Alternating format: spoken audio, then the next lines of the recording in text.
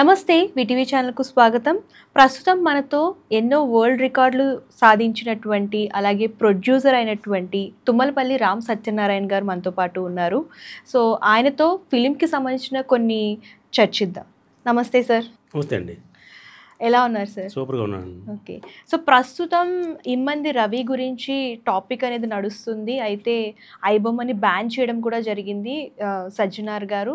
So దాని గురించి press meet కూడా జరిగింది. ఇదంతా పక్కన పెడితే సో ఐబొమ్మ రవి అంటే ఐబొమ్మని బ్యాన్ చేస్తే సరిపోతుందా? ఇంకా చాలా వెబ్సైట్లు ఉన్నాయి కదా, దాని ద్వారా కూడా ప్రజలు చూస్తున్నారు కదా. సో అంటే ఇప్పుడు ఈ ఐబొమ్మని బ్యాన్ చేయడం వల్ల ప్రజలు థియేటర్లకు వచ్చే అవకాశం ఉందంటారా? దీని గురించి ఫస్ట్ మాట్లాడండి. థియేటర్లకు వచ్చే అవకాశం ఉంది, లేకపోయినా వేరే విషయం అండి. ఒక నిర్మాత తీసుకున్న ప్రాపర్టీని ఆడెవడో పైరసీ చేసి దాన్ని ఏదో ఫ్రీగా చూపిస్తానంటే అతనేమి హీరో కాదు, అతను జీరో. ఆ విషయం అతను సంబంధం మ్యాటర్. అది నిర్మాత కోట్లు వ్యయంతో ఖర్చు పెట్టి సినిమా తీస్తే దాన్ని ఊరికి ₹1 ఫ్రీగా ఇచ్చేస్తానంటే ఆడికి సంబంధం ఏంటి అసలు? ఎవడు సుమ్మ ఎవడు దాన ధర్మం చేస్తాడు?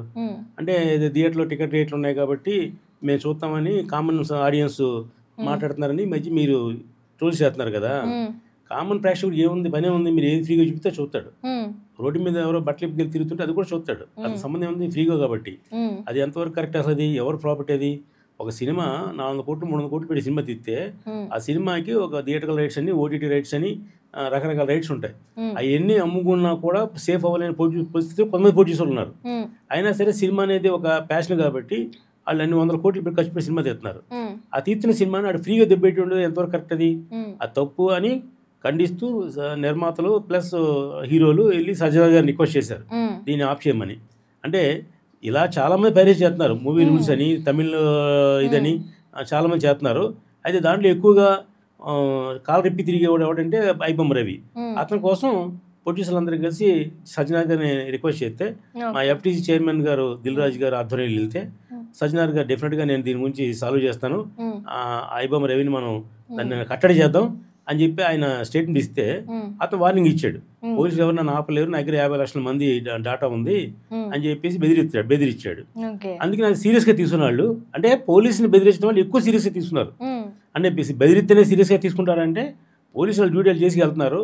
స్పెషల్గా ఎక్కువ వార్నింగ్ ఇచ్చాడు కాబట్టి వాళ్ళ మీద నిఘా వేసి అతను ఎక్కడో దీవ్స్లో ఉంటే అతను హైదరాబాద్ వస్తే అరెస్ట్ చేయడం అనేది చాలా గ్రేట్ థింగ్ అది. కాబట్టి ఒక డేరింగ్ అండ్ డేషింగ్ ఆ పోలీస్ ఆఫీసర్ ఎవరంటే సజ్జనార్ గారు, ఆయన అరెస్ట్ చేయడం చాలా గ్రేట్. అది తెలిసి ఇలాగా ఆ పోలీసులు కష్టపడి పనిచేసిన పోలీసులకి ఒక షాలు కప్పిద్దాం హీరోలతో అనే ఉద్దేశంతో ఒక ప్రెస్ మీట్ పెట్టి హీరోలందరూ అక్కడికి వెళ్ళారు. చిరంజీవి గారు, నాగార్జున గారు, రాజమౌళి గారు, అలాగే మా దామోదర్ ప్రసాద్ గారు కూడా వెళ్ళారు, మా ఛాంబర్ సెక్రటరీ అయినా. వెళ్తే వాళ్ళందరూ ఆ రోజున శాలువలు కప్పారు. అది తప్పని 100 మంది 100 రకాల స్టేట్మెంట్లు. ఏమంటే ఇప్పుడు పబ్లిక్లో మాట్లాడేటప్పుడు రాజకీయాలు మాట్లాడుకోవాలి, రాజకీయం తిట్టుకోవచ్చు, కానీ సినిమా ఉండి తిట్టే అధికారం ఏ రాజకీయ నాయకుడికి లేదు, ఎవరికి లేదు. మా సినిమా మా ఇష్టం తీసుకుంటాం, వీళ్ళకి ఎవరు సంబంధం? రేట్లు ఎక్కువైనాయి అన్నారు. రేట్లు ఎక్కువైందనే విషయం గవర్నమెంట్ డిసైడ్ చేయవలసిన విషయం. అది పాప్కార్న్ రేట్లు ఎక్కువ, థియేటర్ ఎంట్రన్స్ రేట్లు ఎక్కువ, డెఫినెట్గా ఎక్కువే. సామాన్య ప్రేక్షకుడు ఇది భారం. అది అయినా సినిమాలు చూస్తున్నారు. ఇప్పుడు 2 పాయింట్లు ఉన్నాయి దీంట్లో. ఐబొమ్మ రవి గురించి మాట్లాడే విషయం ఒకటి, రేట్లు ఎక్కువ అని ఇబ్బంది ఉన్న విషయం. రేట్లు ఎక్కువ మేము కూడా ఖండిస్తున్నాం. రేట్లు ఎక్కువ వలన చిన్న నిర్మాతలకి, చిన్న సినిమాలకి బాగా దెబ్బేస్తుందండి. 2 సినిమాలు ఉన్నాయి ఇక్కడ, ఒకటి పెద్ద సినిమా, ఒకటి చిన్న సినిమా, ఇంకో చిన్న సినిమా బుల్లి సినిమా కూడా ఉంది. 3 సినిమాలు ఉన్నాయి యాక్చువల్గా.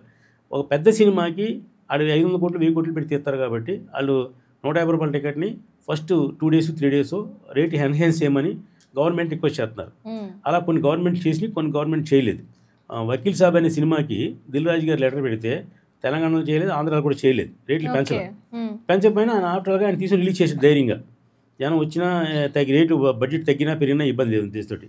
అలాగా ఇప్పుడు ఈ మధ్యకాలం కొన్ని సినిమాలకి పర్మిషన్ అడిగారు, వాళ్ళు ఇచ్చారు, గవర్నమెంట్ ఇచ్చిన పర్మిషన్ ఆడారు. అయితే తెలంగాణ మన కర్ణాటక రాష్ట్రంలో హైయెస్ట్ ₹200 మించి టికెట్ అమ్మకూడదని గవర్నమెంట్ పాలసీ తీసుకుంది. ఇక్కడ కూడా పాలసీ ఉంది, 100, 150, ₹200 మించి అమ్మకూడదని. కానీ ఈ రిక్వెస్ట్ మీద వాళ్ళు రేట్లు పెంచుకునే అవకాశం ఇస్తున్నారు. దాన్ని నేను కూడా ఖండిస్తున్నాను. ఆ రేట్లు పెంచవలసిన అవసరం లేదు. రేట్లు పెంచడం వల్ల 2 మోసాలు జరుగుతున్నాయి. ఒకటి, ఈ సినిమాకి ఫస్ట్ 4 రోజులు వెళ్ళేది ఎవరంటే ఫ్యాన్స్ అండి, హీరో ఫ్యాన్స్. అసలు హీరోకి ఫ్యాన్స్ ఎలా వచ్చారు? హీరో నిలబెట్టేదే ఫ్యాన్స్. అటువంటి ఫ్యాన్స్ మీద వీళ్ళు ₹1000 టికెట్, ₹2000 టికెట్ అమ్మి వాళ్ళ బలహీనతను క్యాష్ చేసుకుని ఐదు నిర్మాతలు అవ్వచ్చు, హీరోలు అవ్వచ్చు, ఎవరైనా సినిమా నేను తీసుకునేది నిర్మాత, తీసిన నిర్మాత. అతనికి హీరోకి ఎంత ఇచ్చారు అవన్నీ మనకు అనవసరం విషయాలు. Demand and supply. ఖాళీగా ఉన్నవాడు కాబట్టి డబ్బులు ఇవ్వరు కదా, మార్కెట్ ఉన్న హీరోకి డబ్బులు ఇస్తారు, అది వేరే విషయం. దీనివల్ల ఏమవుతుందంటే బడ్జెట్లు పెరిగిపోవటం, 300 కోట్లు 500 కోట్లు పెట్టి సినిమా తీయటం, దాన్ని మళ్ళీ ప్రజల మీద రుద్దడం. ఆ ప్రజల మీద రుద్దినప్పుడు దీన్ని క్యాష్ చేసుకోవడం కోసం ఈ మల్టీప్లెక్స్ వాళ్ళు 350 రూపాయలు 500 రూపాయలు 600 రూపాయలు పాప్కార్న్లు అమ్మటం. ఈ విధంగా సామాన్య మానవుడు థియేటర్ దూరం అయిపోయాడు. అది ఎన్ని సినిమాల కంటే సంవత్సరంలో వచ్చే 4-5 సినిమాలకు మాత్రమే. ఒక టాప్ స్టార్స్, ఒక పవన్ కళ్యాణ్, చిరంజీవి గారు, లేకపోతే మహేష్ బాబు, అలాంటి సినిమాలకు తప్ప మిగతా సినిమాకి ఇబ్బంది లేదు. మన రవితేజ సినిమాకి అలా రేట్లు పెంచారు, కానీ మన్నాడు తగ్గించేశారు. కానీ వెంటనే జనం లేదు, పుల్లింగ్ లేదు. మామూలుగానే రవితేజ సినిమా జనం రావట్లే, 4 ప్లాట్ఫామ్లు అతనికి. ఇప్పుడు 5వ సినిమా మళ్ళీ దీనికోసం రేట్లు పెంచేసి జనం చూసేంత అవసరం వాళ్ళకి లేదు కాబట్టి వాళ్ళే ఆటోమేటిక్గా తగ్గించుకున్నారు రేట్లు. కాబట్టి ఏదైనా డిమాండ్ అండ్ సప్లై కాబట్టి ఆ విషయానికి వస్తే రేట్లు పెంచడం అనే దాన్ని మేము కూడా ఖండిస్తున్నాం. నేను కూడా ఖండిస్తున్నాను. ఒక చిన్న నిర్మాతగా అలా రేట్లు పెంచడం వల్ల ప్రేక్షకుడు థియేటర్ దూరం అయిపోతున్నాడు. ఈ పాప్కార్న్ వల్ల సగం, టికెట్ రేట్ వల్ల సగం దూరం అయిపోయాడు. దాని ఎఫెక్ట్ ఏమవుతుందంటే, ఒక సామాన్యుడికి 1000 రూపాయలు డబ్బు ఉందనుకోండి నెలకి, సినిమా చూసే డబ్బు, ఒక సినిమా కొనైతే మిగతా నా 3 వారాలు సినిమా చూడడానికి డబ్బులు లేవాడి దగ్గర. నెక్స్ట్ వీక్ మా సినిమా రిలీజ్ అవుతుంది, చిన్న సినిమా, దానికి రావట్లా. అదే కనుక 100 రూపాయల టికెట్ 150 రూపాయల టికెట్ పెట్టుంటే ఆ 1000 రూపాయలతో 4 సినిమాలు 5 సినిమాలు ఆ నెలలో చూసేవాడు. అప్పుడు అన్ని చిన్న సినిమా కూడా బతికేది. ఈ లాజిక్ మిస్ అయ్యి ఒకసారి ఆడిని దోషేయటం వలన, ఆడి బలహీనత క్యాష్ చేసుకోవడం వలన మళ్ళీ నెక్స్ట్ సినిమా చూడడానికి అవకాశం లేక థియేటర్ ప్రేక్షకుడు దూరం అయిపోయాడు. ఇప్పుడు ఈ వైబొమ్మ రవిల విషయంలోకి వస్తే, అతను ఏదో చేగు వీరలాగో, లేకపోతే ఒక అల్లు సీతారామరాజులాగో, పెద్ద ఏదో అతను ఒక రెబల్ స్టార్ లాగో, అతను కామన్ పీపుల్కి అందుబాటులో లేదు కాబట్టి ఈ సినిమాని నేను దొబ్బీసి నేను ఫ్రీగా చూపిస్తున్నాను అనేది తప్పు. అతను ఆ మాట ఎక్కడ అనలేదు, కానీ ఈ కామన్ పీపుల్ అంటున్నారు ఇది ఐబొమ్మ రవి దేవుడు అని. ఎలా దేవుడు అవుతాడు? గంజాయి తాగేవాడికి ఈ గంజాయి దొరకట్లేదని ఇంట్లోనే పండిస్తారా? నేను ఎవరి సినిమా చూడమని అంత దొంగతనంగాను. దొంగతనం చూడటం వల్ల నీ డేటా కూడా, నీ పర్సనల్ డేటా కూడా దాంట్లో వెళ్తుంది. రేపొద్దు నీ పర్సనల్ డేటాతో రకరకాల జరగచ్చు. ఇప్పుడు ఏపీకే ఫైల్స్ అని వస్తున్నాయి, ఆ వాటి వల్ల నొక్కితే కనుక మన బ్యాంకులో డబ్బు అంతా పోతుంది. అలాగే సైబర్ క్రైమ్ జరుగుతున్నాయి. అలాగే నా వాట్సాప్ హ్యాక్ చేశారు, నాకు 1000 రూపాయలు పంపండి 10,000 పంపండి మెసేజ్ పెడుతున్నారు వాళ్ళు. ఆ డబ్బు అంతా బ్యాంక్ అకౌంట్ వేసి వాళ్ళు దొబ్బేస్తున్నారు. ఇలాంటి రకరకాల మాయలు జరిగే టైంలో మీ పర్సనల్ డేటాని ఆడి దగ్గర చేతులకు వెళ్తుంది. రేపు పొద్దున ఇది బెట్టింగ్ యాప్స్కి ఉపయోగిస్తాడు, లేదా ఇంకో దానికి ఉపయోగిస్తాడు, దీనికి అమ్ముకుంటాడు. ఇంతకుముందు తమిళ్లో సినిమా వచ్చింది, విశాల్ సినిమా ఒకటి. దాంట్లో మనం ఏదైనా పని మీద జిరాక్స్కి షాప్కి వెళ్ళి మన ఆధార్ కార్డు ఇస్తే ఆ ఫోటో స్టైల్ని తీసి ఆడు వేరే వాడికి అమ్ముతూ ఉంటాడు. అలాగా సైబర్ క్రైమ్స్లో రకరకాలు వచ్చేసినాయి. వచ్చినప్పుడు ఏమవుతుందంటే, మనం పర్సనల్ డేటా బయటకు వెళ్తే రకరకాల మ్యాజిక్లు మోసాలు జరగచ్చు. అది కట్టడి చేయాలి. అందుకని ఐబొమ్మ రవిని హీరో ఉండటం అనేది 100% తప్పండి. రెండోది ఏంటంటే, మొన్న మీరు ఇలాంటి ఒక చోట ఎక్కడ డిబేట్లో ఒక ఎమ్మెల్సీ గారు, ఒక ప్రతినిధి, ఏ ప్రతినిధి అంటే ఆయన పొలిటికల్ ప్రతినిధి, ఒక ఆయన నోటుకు వచ్చినట్టు మాడారు. కానీ సినిమా నిర్మాతలు పక్కలేసి హీరోలకి తెచ్చుకుంటున్నారు. సజ్జనార్గా పక్కన హీరోలు కూర్చోవలసిన అవసరం ఉంది, వాళ్ళు ముక్కు మొక్కలు తెలుసా, ఆ దిల్ రాజు ఇలాంటి వాడు అలాంటి వాడు అని నోటుకు వచ్చి మాట్లాడుతున్నారు. ఇప్పుడు మీరు ఐబొమ్మ సపోర్ట్ చేస్తారా చేయండి, లేదా సినిమా ఇండస్ట్రీ సపోర్ట్ చేస్తారా చేయండి. అంతేగాని పర్సనల్గా విషయాల్లోకి వచ్చి చిరంజీవి గారిని కామెంట్ చేయటం, ఆ దిల్ రాజు గారిని కామెంట్ చేయటం, అసలు మీకేం అర్హత ఉంది? అసలు మీరు రాజకీయ విశ్లేషకులు అయితే రాజకీయాల గురించి మాట్లాడండి. ఇంకోళ్ళేమో ఇంకొక ఆయనేమో వీళ్ళందరూ వీళ్ళు మొక్కలు చూసేవాళ్ళు సినిమాలు చూస్తారు, అసలు ఈ వారసులకి వీళ్ళందరినీ దొంగ మొక్కలు పెట్టి తీస్తున్నారు, వాళ్ళు చేస్తున్నారు వీళ్ళు చేస్తున్నారని. మీరెవరు మాటకి? ప్రేక్షకుడు చూస్తాడు, ఇష్టమైతే ఆ హీరోని చూస్తాడు, చూడకపోతే మానేస్తారు. రాఘవేంద్ర గారు కొడుకుని హీరో చేశారు, చూడలేదు. దాస్ నారాయణ కొడుకు హీరో చేశారు, చూడలేదు. అలాగే ఎంఎస్ నారాయణ కొడుకు హీరో చేశారు, చూడలేదు. వాళ్ళకి ఇష్టం లేదు. వాళ్ళకి ఇష్టం వచ్చిన హీరోని చూస్తున్నారు. చిరంజీవి గారిని చూస్తున్నారు, రామ్ చరణ్ చూస్తున్నారు, వాళ్ళ ఫ్యామిలీ 5 చూస్తున్నారు. జనం చూస్తేనే హీరోలు. అంతేగాని మీరు తిట్టినందు మాత్రం వాళ్ళు హీరోలు కాకపోలేదు. పైగా మా నిర్మాతల్ని పక్కలేస్తున్నారు అన్నారు. మీకే సంబంధం? అసలు మీరెవరు ఆడతాకి మీకు హక్కు ఏంటి అసలు? అంటే పక్కలేసినది మాత్రం హీరోలు డేట్లు ఇస్తారా? అంటే పక్కలేంటి మీకు కూడా ఇచ్చిగా పక్కలు, మీకు డేట్ కావాల్సి ఉంటే. మరి సినిమాల గురించి మీకు తెలియదు, సినిమా నాలెడ్జ్ లేదు, సినిమా వాళ్ళని తిడతారు మీరు. ఎక్కడో హెరాయిన్ దొరికితే సినిమా వాళ్ళని తిడతారు, ఎక్కడో దొంగతనం చేస్తే సినిమా వాళ్ళని తిడతారు. ఇలాగ ఎక్కడ ఏం జరిగినా ఫస్ట్ తిట్టేది సినిమా వాళ్ళని. ఎందుకంటే పబ్లిక్లో ఉండేవాళ్ళు కాబట్టి, గ్లామర్ కాబట్టి వాళ్ళని తిడుతుంటారు మీరు. కాబట్టి ఒక సినిమా వాడిగా ఈ పెద్ద నిర్మాతలు వేరు, చిన్న నిర్మాత మేము, కానీ సంబంధం లేకపోయినా ఒక నిర్మాత అనేది మాకు అంతా ఒకటే క్యాస్ట్, మా ఒకటే ఫిల్మ్ ఛాంబర్. అలాంటప్పుడు మీరు మా నిర్మాతను కామెంట్ చేయడం అనేది మీ ద్వారా ఖండిస్తున్నాం. రాజకీయ నాయకులు, రాజకీయ విశ్లేషకులు కూడా రాజకీయాలు మాట్లాడుకోండి. ఎమ్మెల్సీలు కానీ ఇంకోటి కానీ మీ నియోజకవర్గంలో సమస్యలు పోరాడండి. ఎక్కడ ఉన్న హైదరాబాద్లో ఉన్న సమస్య గురించి మీరు మాట్లాడటం ఏంటి అసలు? అంటే మీరు బాధ్యత కలిగిన ఒక ప్రజాప్రతినిధి అయి ఉండి ఒక సినిమా వాళ్ళు నోటుకొచ్చినట్టు మాట్లాడటం తప్పు.